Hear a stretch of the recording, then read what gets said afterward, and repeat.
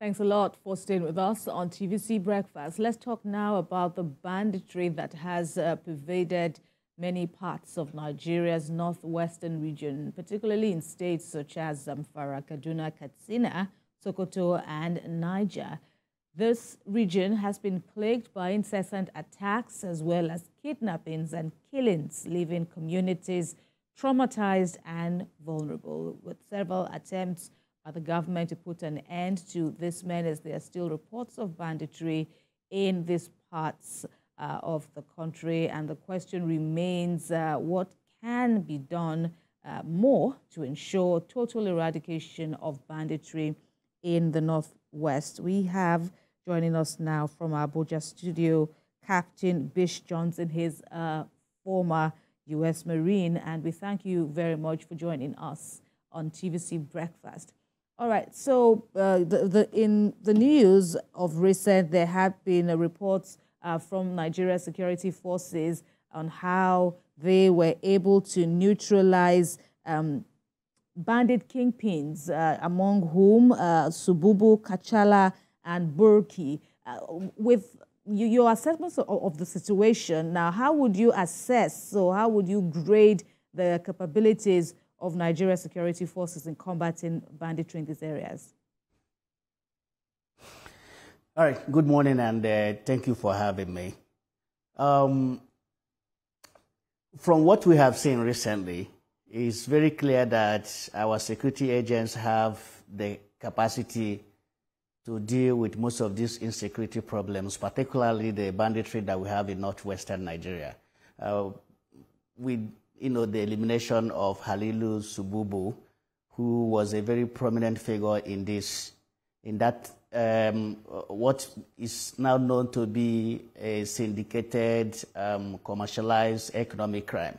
But there's something I want to say here, because if we don't address it properly, it's going to derail the effort that the security agents are making. And that is the issue of mixing politics with security. In the last few days, the governor of Zamfara State has been on various media outlets, infusing politics into what is supposed to be pure fight to secure the Northwest from the bandits that have been ravaging the area. For example, he's been attacking his predecessor, the current Minister of State for Defense, who I believe, because he also comes from Zamfara State, would have been an added asset should he be able to work in synergy with him in trying to bring this whole situation to an end. Rather than doing that, he's brought in, what it looks like is a 2027 electioneering campaign to 2024 by alleging that his predecessor either misappropriated or stole 270 billion naira from the coffers of Zamfara State government. But we've done our independent research on this matter. Between 2019 and 2023, Zamfara State government received 354 billion naira, and this includes from FAC, VAT, IGR, loan, and grant. And they pay salaries and other allowances costing about 36 billion, 800 million naira. So they had a balance of 109 billion, 829 million, 860,703 naira, with which they embarked on several projects, which include an airport project that was budgeted for 11.5 billion. As at the time that the governor, the minister left office as a governor, that project was about 70% completed. The current governor has re-awarded that contract for that airport twice. And also, as at the time that Matawele was in office, the issue of farmer header clashes was on the rise in Zamfara State and was also contributing to the insecurity. So the minister then, who was the governor then, embarked on Ruga project in Maradon local government area of this state, which was 90% completed at the time that he left office. He also embarked on several other projects, which included the government house, which is assumed to be the best in northern Nigeria, with a 4-bedroom flat for every northern state and 2 presidential lodge of international standard, and with all of them well furnished. He completed Digital World ICT Center in the government house in Gusau, a command and control center for CCTV in the state capital, which was commissioned by the then former Vice President Yomi Osibanjo, Zamfara State Liaison Office in Maitama, Abuja, Zamfara State Government House in Kaduna, a remodeled Governor's Lodge in Maitama, Abuja, built 28 roads, which were completed, excluding the ones going to the airport and the government house, made some investments, in Best Premier Hotel in Wuse 2, purchased at 1.8 billion, All units Captain of 3-bedroom flat purchased at the airport. So the foundation I'm trying to lay is that, look, we can't inject politics into security. There's already a problem in the South Side where you have a sitting governor who is at loggerhead with his predecessor, and we saw how that is playing out in Rivers State. We don't want to open up another front in the Northwest where you have a sitting governor at loggerheads with his predecessor at a time that they have to be on the same page to be able to continue with the momentum that had already been established by the security agents in working together to ensure that there is peace and stability in the region.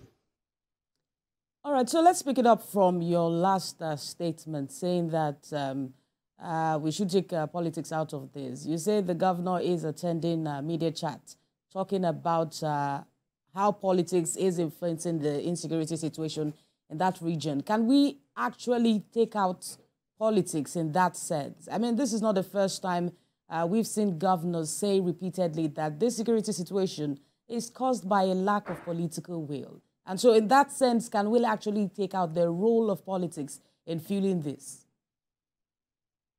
Well, that is the problem. You see, we can't continue to do the same thing over and over again and expect a different outcome. We have been fighting this insecurity now for more than a decade. And with all this number of years and all the resources that has been committed, we are still where we are today. And the reason is because we infuse politics into security matters. We have to separate politics from security matters and allow professionals, security professionals, to do their job.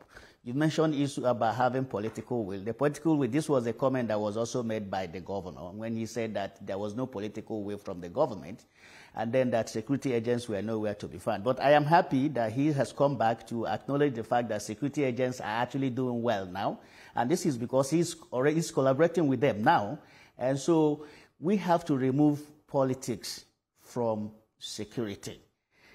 To the extent that we are unable to do that, I don't think we are going to have a different outcome from what we are already experiencing right now. He is bringing forward 2027 electioneering campaign to 2024. There is time for politics, which is electioneering, and there's also time for governance. You see, security does not exist in a vacuum. Security agents need infrastructures and facilities to be able to do their job. They need roads. There have to be internet networks for them to be able to communicate. And some of all these things are the things that you provide through governance, through provision of infrastructure, by working hand in hand with the central government and all the other various stakeholders, of which the Minister of State for Defense is also a part of. So opening up another front where a sitting governor is at loggerheads with his predecessor, who is occupying a very strategic position, the Minister of State for Defense, is not going to help in any way in ensuring that the peace and stability that the people of Zamfara State in particular and the whole of northwestern Nigeria in general deserve. All right, Captain Johnson, another implication of my earlier question would be what happens now that these kingpins have been brought down. There is a worry about, how formidable the threat of their lieutenants will be to security forces. And then let me also ask about, this carrot and stick approach. What, in your view, would be, the level of disconnect between the government and the people that may further impound the security situation in those regions? Okay, let me take your first question first. Right, the individual that was eliminated, the Halilu Sububu, was a significant figure in the sense that he had this wide contact and connection as far as sourcing for arms and funds. And he also controls, because at the center of the problem in the Northwest is illicit gold mining. And so they are mining all this gold, they are kidnapping people for ransom, and they are amassing a lot of wealth in which they are investing in acquisition of weapons. So having eliminated him is a very significant progress that has been made. Now, the fact remains that he didn't die with his lieutenants. And from what we have seen from other places in the fight against terrorism, each time the leader is removed, it's only a matter of time before one of the lieutenants will rise up and take up the position of the leader. And that is why I am of the view that the tempo and the momentum has to be sustained, so that way we don't allow these lieutenants to rise up and fill the gap that was created by the exit of their leader. And the only way we can do that, like as I have stated earlier, is to remove politics from security. We have to take them aside so that the momentum and the energy at which has been brought to bear in combating this menace, we continue. The activities of the current governor of Zamfara State is not in any way helping in this regard. You know, he said he's already written petition to EFCC. I think he should allow the EFCC to do their job rather than continue bringing up the issue of, you know, how much debt that he inherited from his predecessor. There is no governor or president in Nigeria or anywhere in the world that came into office without challenges from the previous administration. And none has left without, you know, challenges that were left behind. But example, how will you assess? How will you assess his style of governance? Do you think he's endearing himself to the people to gain their trust? Well, the end justifies the means. He's only been in office for a year. Yeah. Usually, I don't assess. Yes, you know, it came in last year, May 29, 2023. Yes. So basically a year and some months. I don't usually assess people within that short period of time. I like to give them time to exhaust their term, and then you can now make assessments. Now, but from the way he is going, if he continues like that, he may run into challenges in which people can sabotage his government.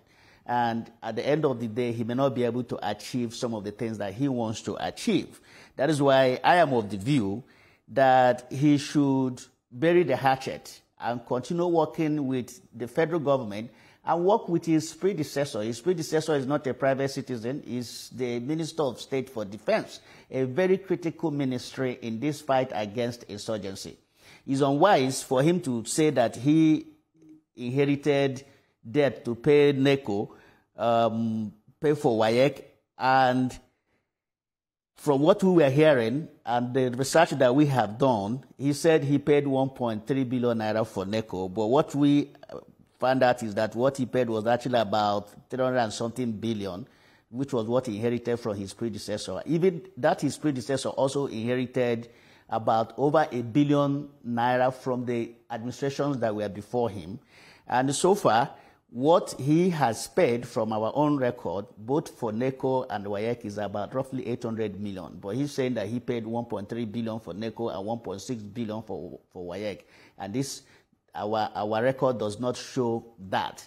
And also, he said, you know, there were salaries of judicial officers that he had to clear up.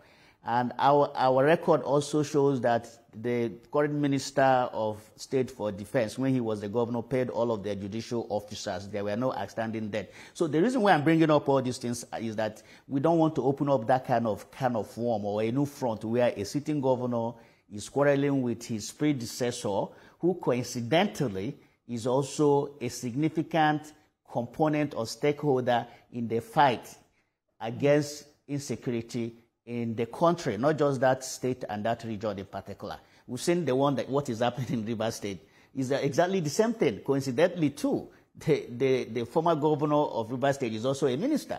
This former governor is also a minister as well, and we've all seen how that is all going. So I am thinking that it's unwise for him to embark on that journey. I think that he should focus more on governance. And to the second aspect of your question, look, it's all about governance. This bandits are successful because governance is not there. They are successful because the people are poor. And because they are poor, the bandits are manipulating them. They are even forcing some of them to work in their illegal mining sites, and those people had no choice than to follow orders and make a living out of the illicit gold mining. And this is only happening because there is no proper governance. There's unemployment. People don't have access to education. People don't have access to good health, health care. All these things combined created a recipe and an environment for this kind of problems that we're having in the Northwest. Mm. And in that interview that you quoted, the governor also raised concern about another bandits leader, that's Bello Tuji. And according to him, in that statement, it says he does not expect the elimination of Tuji to end banditry, but is confident that it will bring it down. This means that to an extent, the governor understands or has information possibly not, privy to residents of the state or to the media, so to speak. This also means that there are so many clusters within the state that even without these leaders, it can still run. What exactly is the problem with the information at their beck and call, and they are yet to address the situation? Let me get your question correctly. I don't think I got your question correctly. What? I'm asking you that the governor also mentioned another bandits leader who is Bello Tuji. And he, in that interview, also mentioned so many other things about him and how much control that he has in that state. If the governor himself has that much information, what's stopping him as the chief security officer of that state to address it immediately? Well, initially when the governor came into office, he was a bit in a loggerhead with the federal government, in which he accused them of not having the political will to get into the fight. And he also was in loggerheads with security agents when he accused them of not being around when they are needed. Now, I am happy that recently he has rediscovered that, look, he can't do this thing all by himself. Yes, he is the chief security officer of Zamfara State. I agree. But like every other governor in Nigeria, they are only chief security officers of their state in principle. They are not chief security officers of their state in practice because they don't control any security outfit of their own. All security outfits in this country are controlled by the president and commander-in-chief. And so every governor must be on the same page or work, in synergy and in collaboration with the federal government. And so, yes, he may have that information, but he can't do it alone. What he can do is to pass whatever information that he has to the federal agencies, the security agencies, who will now be able to act upon that information and be able to achieve the desired objective. Yes, the Bello Tuji guy has, he has his supporters. And until he is taken out and those his lieutenants are taken out, they will still continue to pose threat.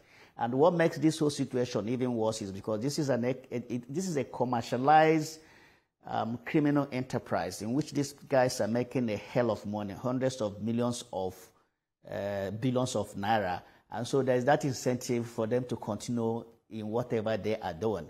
That is why I am of the view that he should stop this political campaigning that he is doing in 2024 because it's too early. Let him wait till 2027, he can engage in electioneering. By that time, he would have achieved some of the set objectives, as like, for example, curtailing this menace of banditry that has, kept the state down for almost a decade now, So that is the point I'm trying to make here. That's why I was trying to lay the foundation that politics and security, we should not mix them. Let's separate them and focus on reducing criminality in our country. All right, we'll look forward to getting more from you at another date. At the moment, we've run out of time. Captain Bish Johnson, we thank you very much for your contributions on the program today. Thank you for having me.